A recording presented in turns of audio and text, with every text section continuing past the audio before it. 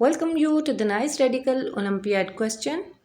Square root of 20 square minus 10 square all over square root of 625 minus 2 factorial. We are going to find the value of this radical expression, so please give a thumbs up if you like the solution. We will find the solution step by step. So 20 square mean 20 times 20, which is equal to 400. So replacing 20 square by 400, and similarly 10 square mean 10 times 10, which is equal to 100, divided by 625 can be written as 5 times 5 times 5 times 5. 5 to the power 2 whole power 2.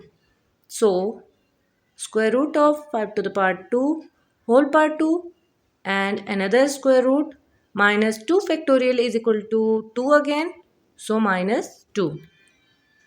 In the next step we will subtract this 400 minus 100, that is equal to 300, and here this square and root cancel out, this square and root cancel out, we have 5 only.